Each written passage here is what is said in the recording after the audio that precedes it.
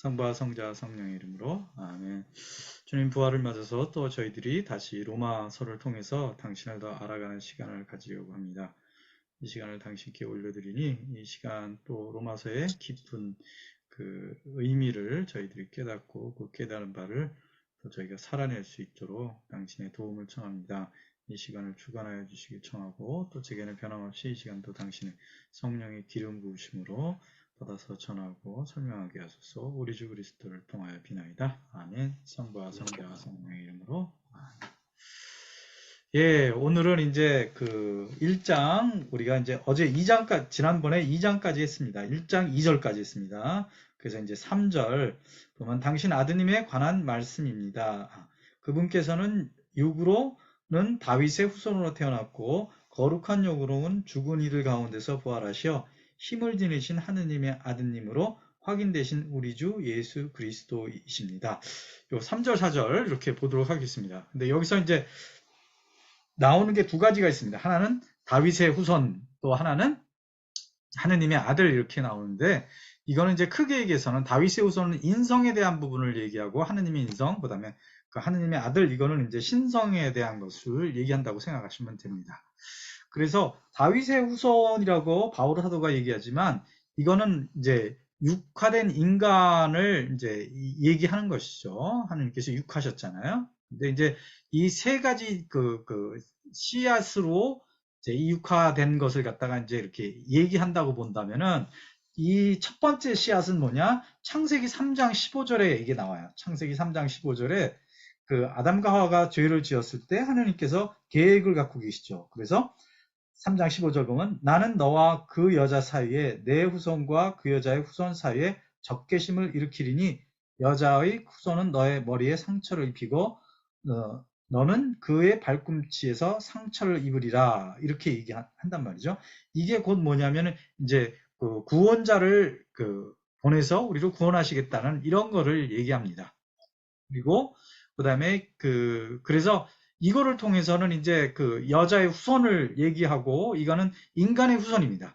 그래서 이건 이제 역사적 인간을 통해서 바로 이제 구원을 하겠다. 그런데 이제 이 다윗의 후손이라는 그 자체가 뭐죠? 인간의 후손이잖아요. 그래서 여기서부터 시작하는 거다. 사실은 창세기 15절, 3장 15절에서부터 사실 다윗의 후손이라고 그러지만 그 인성은 그 예수님께서 우리의 구세주이고 주님이신 그것이 시작은 바로 창세기서부터 이렇게 준비된 거다라고 얘기하는 것이죠. 그렇게 해서 이제 그 하와의 후손으로부터 이렇게 쭉 나오는데 창세기 12장에 이제 한 아브라함에게 특별한 그 계획을 갖는 거죠. 여러 가지 연관이 아니라 그 중에서 특별히 창세기 12장에 보면 이제 그 당신께서 인간을 구원하시는데 구체적인 어떤 선택을 얘기하셔요. 그래서 1절에서 3절 보면 주님께서 아브라함에게 말씀하셨다. 내 고향과 친척과 아버지 집을 떠나 내가 너에게 보여줄 땅으로 가거라. 나는 너를 큰 민족이 되게 하고 너에게 복을 내리며 너의 이름을 떨치게 하겠다. 그리하여 너는 복이 될 것이다. 너에게 축복하는 이들에게는 내가 복을 내리고 너를 저주하는 자에게는 내가 저주를 내리겠다. 세상의 모든 종족들이 너를 통하여 복을 받을 것이다. 그래서 아주 특정한 사람을 갖다 이렇게 딱 짚는 거죠. 그게 이제 아브라함이죠. 그래서 그 하느님의 어떤 특별한 계획이 유다인을 통해서 이렇게 내려오는 거고 그 하느님의 축복이 유다인을 통해서 내려오는 거죠. 그리고 나서 그다음에 창세기 28장 보면은 그 아브라함의 후손 중에서도 또 야곱을 통해서 내려오는 부분이 이제 적혀 있습니다. 하느님께서 그래서 창세기 28장 13절에서 14절을 보면은 이렇게 얘기하죠.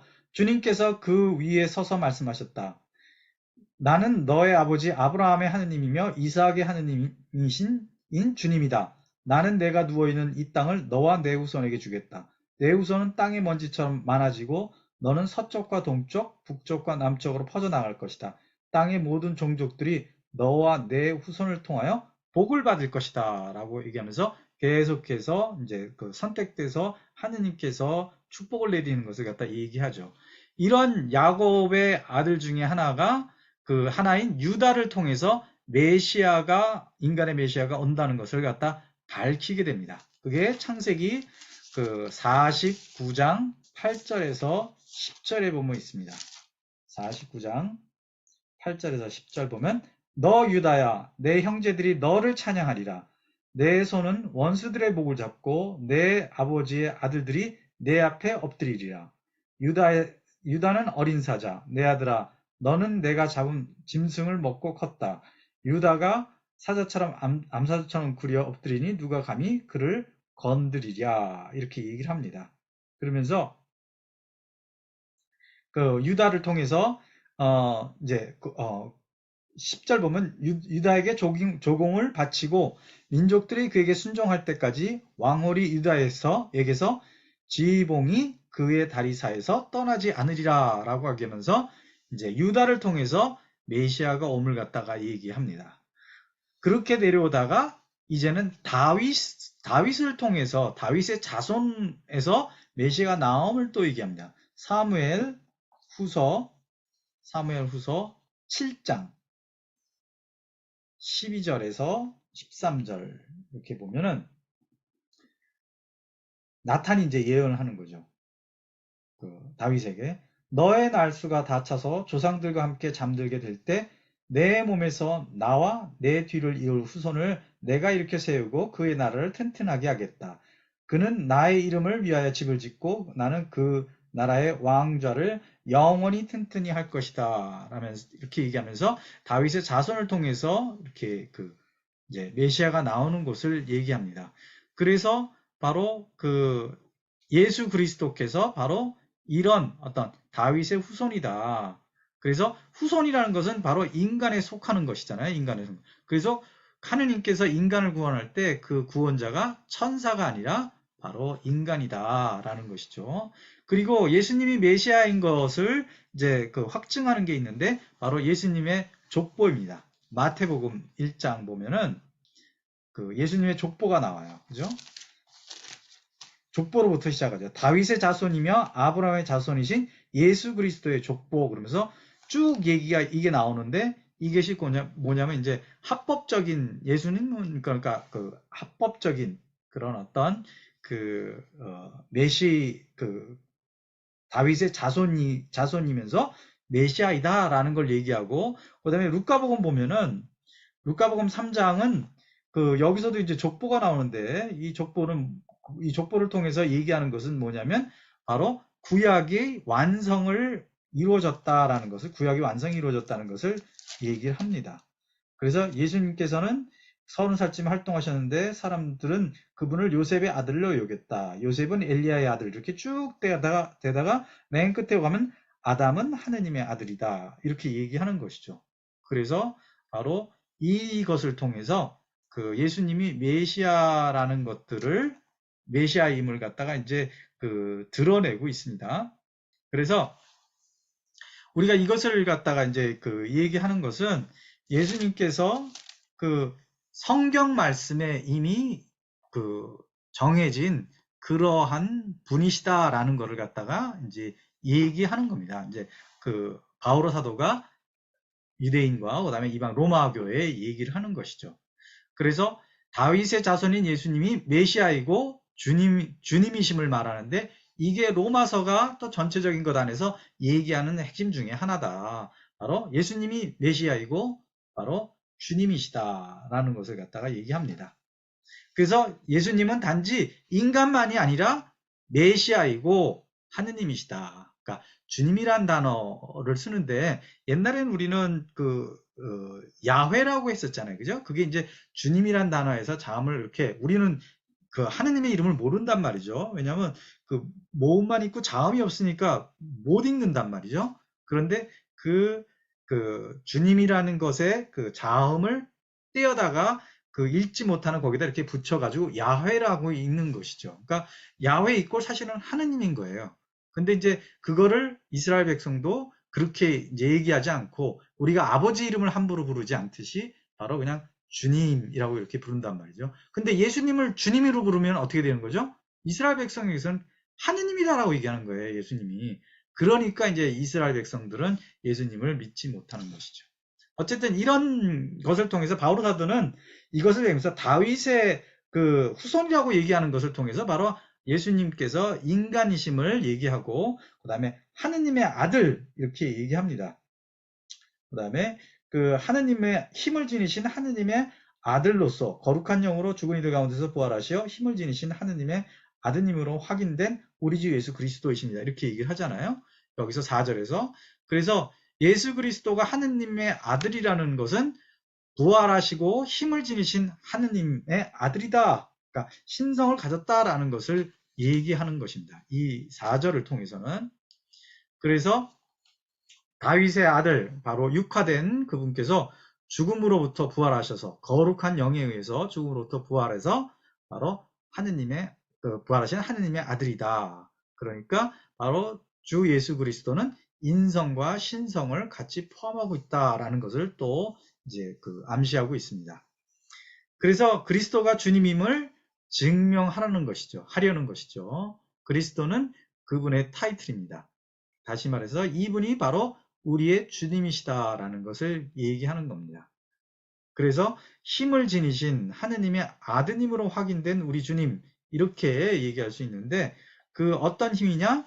바로 죽음을 이길 힘, 그 다음에 죄를 이길 힘, 그 다음에 고통을 이길 힘인 것이죠. 그 부분이 이분입니다. 그러니까 후손, 다윗의 후손은 인성이고 하느님의 아들은 바로 신성을 얘기한다는 이걸 얘기하는데 그분이 갖고 있는 힘이 어떤 힘을 갖고 있냐? 죽음을 이기고 죄를 이기고 고통을 이길 이것이 바로 뭐죠? 십자가의 능력이죠.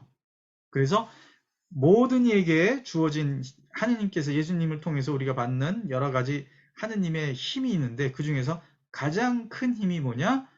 치유의 힘도 아니고 기적의 힘도 아니고 뭐 그 죽은 이를 살리는 힘이 아니라 바로 십자가의 능력이다.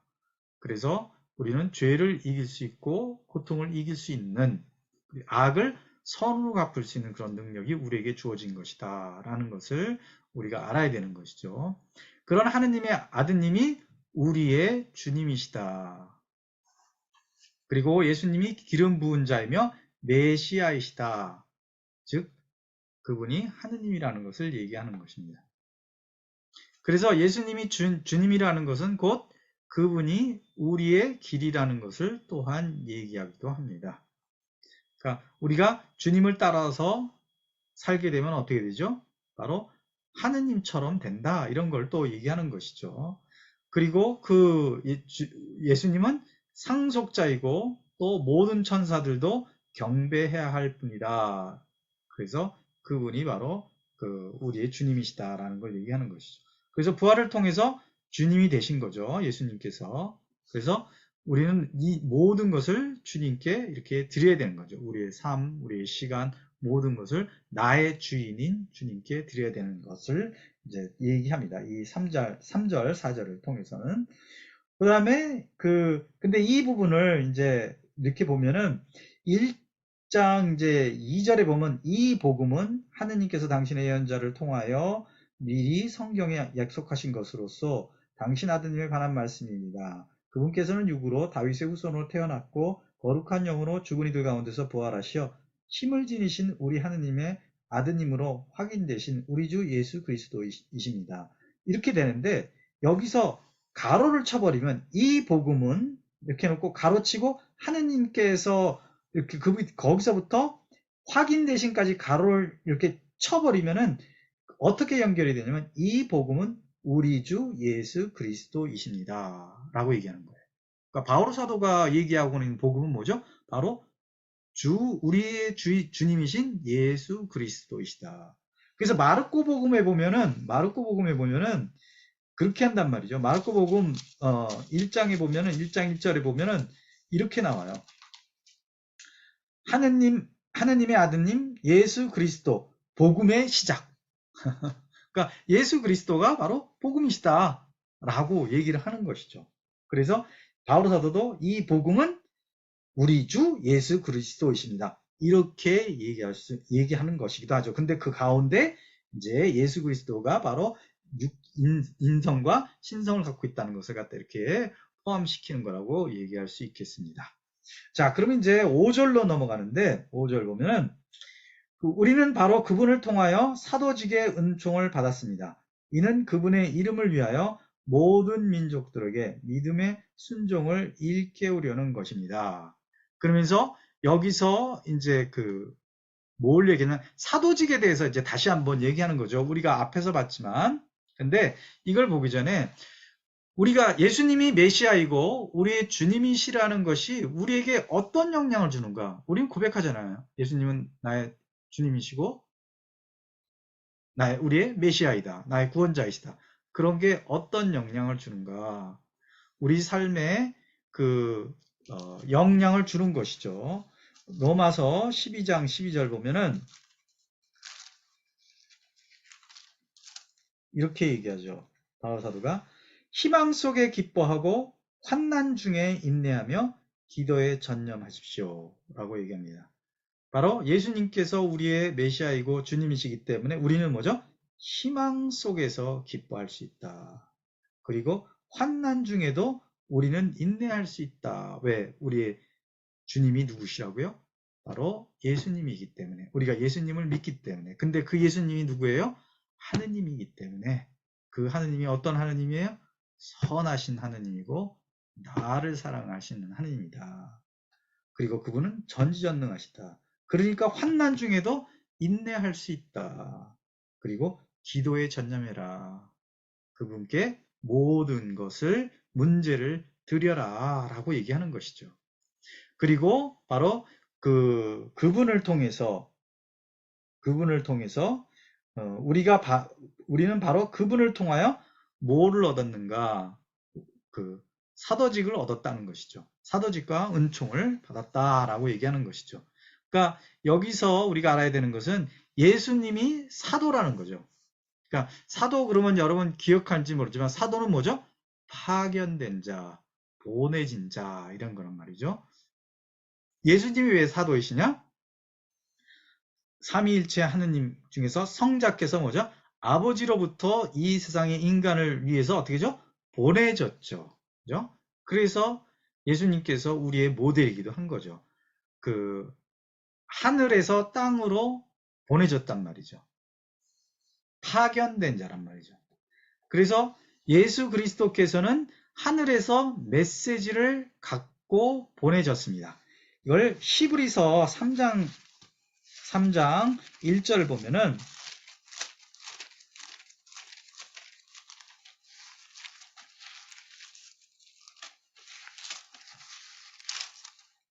히브리서 3장 1절 보면 이렇게 얘기합니다. 그러므로 하느님의 부르심을 함께 받은 거룩한 형제 여러분, 우리 신앙 고백의 사도이며 대사제이신 예수님을 생각해 보십시오. 여기서 바울은 뭐라고 얘기하죠? 신앙 고백의 사도가 누구라고요? 예수 그리스도다. 그러면 예수 그리스도께서는 우리에게 어떤 신앙을 하신 거죠? 어떤 신앙 고백을 통해서 우리가 알게 된 것, 신앙을 알게 되는 거죠? 우리에게 뭘 알려준 거죠? 바로 하느님은 전지전능하신 창조주시다. 하느님은 아버지시다. 하느님은 사랑이시다. 하느님은 돌보시는 분이시다. 하느님은 우리를 용서하시는 분이시다. 이러한 것들을 우리에게 알려줬다. 그리고 그것을 하는 예수님께서 고백하셨다. 그래서 바로 신앙의 사도가 되는 겁니다. 그래서 예수님께서 뭐라고 그랬죠? 나는 내 뜻을 실행하러 온 것이 아니라 아버지의 뜻을 실행하러 왔다. 그래서 사도라는 것은 바로 내가 파견된 거고 돌아다니면서 주님을 대표하는 사람들이기도 한데, 그러니까 바르나바도 그렇고 티모테오 이렇게 얘기하잖아요. 거기도 보면. 그런데 자신의 뜻은 없는 거예요. 아이고 어려워라. 그게 뭐냐면 내가 사도라는 걸 인식했을 때 내가 사도직을 행하는 사람에게 있어서 내 뜻을 전해서는 안 되는 것이죠. 내 뜻이 아니라 내가 생각할 때 하느님은 이런 것이다. 내가 이런 게 아니라 성경에서 얘기하고 교회에서 교도권을 통해서 얘기하는 그런 하느님의 말씀과 하느님의 뜻과 하느님의 진리를 얘기하는 것이지, 내가 생각할 때 하느님은 이렇고 내가 생각할 때 진리는 이렇고 이것을 얘기하는 것이 아니다라는 것을 갖다 명확히 알아야 됩니다. 우리는 다 평신도 사도들이잖아요. 그죠? 그러니까 우리는 그 사도이기 때문에 내 뜻을 전하는 게 아닙니다. 내 뜻이 없는 거예요, 사실은. 우리는 받은 메시지를 전하는 사람입니다. 누구로부터? 하느님으로부터 교회를 통해서 우리가 받은 그 메시지를 사람들에 전하는 것이 바로 사도다. 그래서 평신도 사도는 주님을 아는 사람들에게 해당이 되는 것이죠. 그러니까 주님을 아는 사람만이 사실은 평신도 사도직을 행할 수 있는 것이죠. 사도직을 받았어. 근데 주님을 몰라. 그러면 뭘 얘기를 하겠어요? 자기 생각을 얘기하겠죠. 신앙에 대해서 자기 생각을 얘기하고 신앙에 대해서 자기가 뭐 여러 뭐 유명하다는 뭐 책들 뭐 종교학에서 본 그걸 갖고 얘기하는 사람은 절대로 그 평신도 사도라고 얘기할 수가 없죠. 그죠? 우리는 받은 메시지를 전하는 사람이니까. 그러니까 그 주님을 아는 사람이 그러니까 교회로부터 성경으로부터 우리가 아는 하느님을 전하는 것이죠. 어디에서? 내가 파견된 자리에서 그분을 전하는 것이죠. 그리고 그분을 증거하는 것. 이것이 바로 평신도 사도다. 그런데 이 사도직은 하느님을 알고 체험한 모든 사람에게 주어지는 것이다. 그 얘기는 뭐죠? 우리에겐 목적과 사명이 주어지는 것이다. 어떻게? 당신을 드러내고 그분의 나라를 전하는 거. 이 사도직이라고 이렇게 얘기하면 그렇지만 더 쉬운 말로 하면 뭐야? 스파이예요, 스파이. 스파이라고 생각해봐요. 스파이는 뭐죠? 평소에는 여러 가지 직업을 갖고 있다가 지령을 딱 받으면 어떡하죠? 그것을 위해서 사실은 일하는 사람이잖아요. 그죠? 그거와 마찬가지로 우리도 하느님의 스파이이기 때문에 뭐 직장 생활도 하고 그러지만 하느님의 뜻을 갖다가 전하기 위해서는 뭐죠? 내가 그 있는 자리에서 하는 그거는 2차적인 게 되는 거죠. 내 사명이 먼저인 거죠. 그런 것을 하는 것이다. 사도직이란 그거를 얘기하는 겁니다. 그래서 고린토 후서 5장 20절 보면은 고린토 후서 5장 20절 보면 이렇게 얘기하죠. 바울 사도가 그러므로 우리는 그리스도의 사절입니다. 하느님께서 우리를 통하여 공부하십니다. 우리는 그리스도를 대신하여 여러분에게 빕니다. 하느님과 화해하십시오. 이렇게 얘기하는데 우리를 뭐라고요? 그리스도의 사절이다. 대사다 이런 거잖아요. 대사는 자기를 대표하는 게 아니잖아요. 국가를 대표하고 대통령이 얘기하는 거 그거. 그러니까 우리는 바로 하느님 나라를 대변하는 사람이고 하느님을 대변하는 거예요. 하느님의 뜻을 대변하는 것이죠. 그래서 어둠의 세상과 빛과 화해하는 사절이 되는 것이죠. 그리고 이제 우리가 사도직의 은총을 받았다고 얘기하는데 그리스도 안에서 이 은총은 뭐죠? 거저받은 것이다. 거저받은 것. 내가 뭐 어떤 능력이 있어서 받은 게 아니라 거저. 우리에게 능력이 있어서가 아니라 그냥 선택됨을 통해서 우리가 받은 것이다라는 것이죠. 그래서 뭐를 위해서? 그분의 영광을 위해서 우리가 은총을 받은 것이다. 그래서 요한복음 15장 16절에 뭐라고 되어 있죠?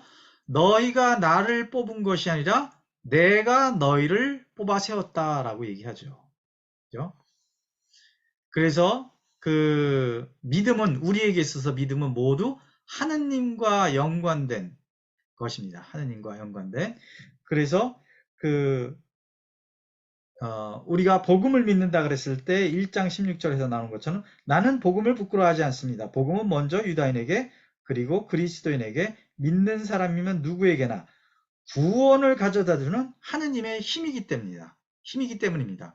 그러니까 내가 예수님께서 나의 구원자이시고 또 우리의 주님이시다라는 것을 믿는 것이 그 복음인데 그 복음이 나에게 뭘 갖다 준다고요? 힘을 갖다 준다라고 얘기하는 것이죠. 그리고 5장 1절에 보면 그러므로 믿음으로 의롭게 된 우리는 주 예수 그리스도를 통하여 하느님과 더불어 평화를 누립니다. 바로 우리의 믿음이 우리 안에 뭘 갖는다고요? 평화를 누린다는 거죠. 그분이 하시는 모든 것을 신뢰하기 때문에 우리에게 뭐가 있는 거죠? 평화가 있는 겁니다. 그런데 하느님을 제대로 알고 예수님을 제대로 알고 믿지도 않으면서 나는 평화를 얻기 위해서 뭐 그 천주교 신자가 됐어요. 이게 이제 잘 모르면은 그렇게 한단 말이에요. 그러면 그 사람들이 평화를 얻을 수 있느냐? 하느님을 더 알기 위해서 성사 생활을 하고 성경 공부도 하고 성경도 읽고 피정도 다니고 이렇게 하지 않으면서 그냥 뭐 세례만 받았다 그래서 나에게 평화가 오는 그런 게 아니란 말이죠. 내가 세례를 통해서 만약 그 평화를 받았다 그러지만 그 평화는 또 어떻게 되죠? 무너지잖아요. 어제 내가 평화를 유지했어. 근데 내일 내가 또 누구랑 관계가 안 좋은 일이 있어서 싸워가지고 마음이 그 평화가 끊어질 수 있잖아요. 그죠? 근데 그 순간에 계속 하느님을 알고 그럴 때 그 평화가 유지되는 것이다 라는 것을 알아야 되는 것이죠. 그러면서 모든 민족에게 믿음의 순종을 일깨우려는 것이다. 그럼 뭐에 대해서 순종하는 것이냐? 그것은 바로 믿는 것에 대해서 순종하는 것이다. 믿음에 대한 순종이다. 갈라디아서 2장 16절 보면은 이렇게 말씀하시는 것이죠. 사람은 율법에 따른 행위가 아니라 예수 그리스도에 대한 믿음으로 의롭게 된다는 사실을 우리는 알고 있습니다. 그래서 우리는 율법에 따른 행위가 아니라 그리스도에 대한 믿음으로 의롭게 되며 그리스도 예수님을 믿게 되었습니다. 어떤 인가도 율법에 따른 행위로 의롭게 되지 않기 때문입니다. 이것은 뭘 얘기하느냐면 내가 열심히 산다고 내가 의롭게 되는 것이 아니다라는 걸 얘기하는 거죠. 유다인들에게 율법이라고 하겠지만 그런 것이 아니라 뭐죠? 우리에게 있어서는 사람들이 착하게 살면은 내가 하느님 앞에 나갈 수 있다고 하는데 그렇지 않다는 것을 믿는 그것을 내가 받아들이는 거란 말이죠. 난 그거 못 받아들이겠는데 그럼 뭐 착한 사람들은 뭐 이렇게 하면은 사실은 바오로 사도가 얘기하는 믿음에 대한 순종 우리가 모든 민족들에게 얘기해야 그런 것에는 포함되는 것이 아니다라는 거예요. 그래서 그 디도서 3장 5절 보면 하느님께서 우리를 구원해 주셨습니다. 우리가 한 의로운 일 때문이 아니라 당신 자비에 따라 성령을 통하여 거듭나고 새로워지도록 물로 씻어 구원하신 것입니다. 라고 얘기하는 거죠. 우리가 한 의로운 것이 아니다. 그러니까 우리의 의로움으로는 하느님 마음에 들 수 없고 우리가 하늘나라에 들어갈 수 없다라는 것을 받아들이는 게 뭐라고요? 믿음의 순종이라는 것이죠. 그래서 믿음이 그렇지만 또 믿음은 뭐죠? 그 행동에 드러나야 되는데 야고보서 2장 17절 보세요. 야고보서 2장 17절 보면은 야고보는 또 이런 얘기를 하죠. 행동에 대해서 얘기하죠. 2장 17절 보면은 이와 마찬가지로 믿음의 실천이 없으면 그러한 믿음은 죽은 것입니다. 라고 얘기합니다. 믿음엔 실천이 있어야 된다. 이런 건데 이 실천에 대한 것을 바오로 사도적인 그 믿음에 대해서 이해하면 뭐죠? 내가 하느님을 믿어서 의로운 사람이 되었기 때문에 내 행위 자체가 그 의로움을 산출해내는 것이다. 라는 것이 바오로가 얘기하는 건 어떤 믿음으로 의롭게 되는 거죠. 그래서 내가 예수 그리스도를 진정으로 믿었을 때 내 삶이 변하고 하느님의 은총이 나를 변하게 해준다는 것을 믿지 않는 사람은 그거를 잘 이해하지 못하는 사람은 또 로렌스 시몬이 얘기한 것처럼 하느님을 사랑하는 마음이 없으면 그 말을 듣고도 그게 무슨 말인지 잘 이해를 못하는 거죠. 그러니까 그 하느님의 말씀, 나의 믿음이 나를 의롭게 했다는 그 진리가 나를 육화시키지 못할 그 진리가 내 안에 육화되지 못하는 것이죠. 그 이해하고 그렇다 그래도 우리가 순간순간 죄를 지을 수도 있어요. 그렇지만 문제는 뭐죠? 항상 이게 내가 잘못했어. 그러니까 내가 먼저 행동을 취해야 되고 내가 10대 빵이 아니었구나. 나는 10대 빵으로 믿었는데 10대 빵이 아니라 내가 둘을 잘못했구나. 아니면 하나를 잘못했구나. 여기선 내가 5을 잘못했구나. 아니면 7을 이런 것을 인정하는 것이 사실은 바로 믿음으로서 내가 믿음에 의해서 의로워진 사람이 하는 것이죠. 그런 걸 얘기하는 겁니다. 그래서 사람들이 믿음의 행동으로 드러나기 때문에 사람들이 저 사람은 믿음이 있는 사람인데 라고 인정해주는 그런 믿음을 얘기하는 겁니다. 그리고 모든 민족에게는 유다인과 이방인들을 말하는 거죠. 그래서 우리가 알아야 되는 건 주님은 모든 사람을 위해서 죽으시고 부활하셨어요. 천주교 신자나 그리스도교 신자만을 위한 게 아니라 모든 사람. 그래서 하느님의 자비는 모든 사람을 위한 것입니다. 모든 이가 회개해야 한다는 것을 그래서 전제로 하는 것이죠. 그래서 예수님께서 하나님 나라 갖고 왔으니 회개하고 복음을 믿으라고 하신 것이죠. 모든 사람에게 포함되는 거니까. 그러니까 하느님의 나라는 그래서 우리가 볼 때 하느님의 나라는 미래형이 있고 현재형이 있습니다. 미래형은 예수님께서 재림하셔서 이루어지는 나라. 그래서 예수님이 주권을 행사하는데 아무도 그 주권에 대해서 의심을 한다든가 반대를 한다든가 이런 걸 하지 않는 그런 나라예요. 근데 그 하나님의 나라가 현재형이 있다. 그건 어떤 거냐?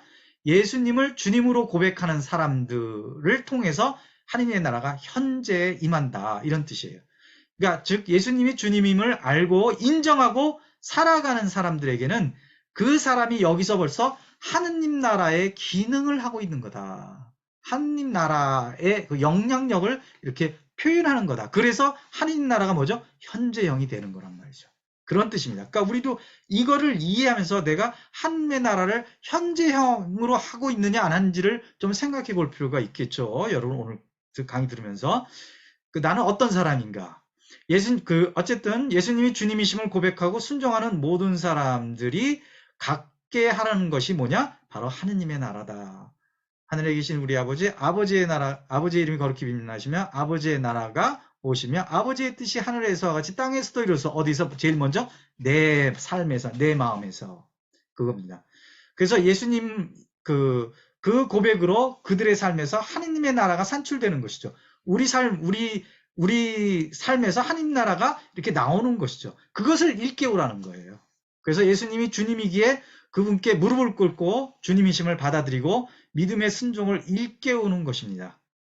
그래서 이미 알고 있는 가능성을 가진다는 것이죠. 알고 있을 가능성을 가진다는 거죠. 일깨운다는 것은 이미 알고 있는 것을 다시 일깨운다 이런 것이죠. 주님이 일깨우는 것, 인간은 누구이고 무엇을 해야 되고 어떻게 살아야 되는지, 왜 태어났고 삶의 의미 이런 거죠. 인간은 부르심에 어떻게 반응해야 되는 거예요. 반응을 해야 되는지, 또 어디로 가는 것인지, 삶의 목적은 무엇인지를 얘기를 합니다. 그래서 예수님께서 가라 하고 우리를 보내신 겁니다. 뭐를 통해서? 믿음의 순종, 모든 사람이 믿음을 하게 하기 위해서 보낸 것이죠. 그분의 이름을 위해서 우리가 바로 파견되는 것입니다. 그래서 이름은 당시 사람들에게서 이름은 그 사람의 인격 성품을 말하는데 바로 성부, 성자, 성령의 이름으로 인해서 그들의 삶이 삼위일체에 의해서 이루어지는 것을 의미합니다.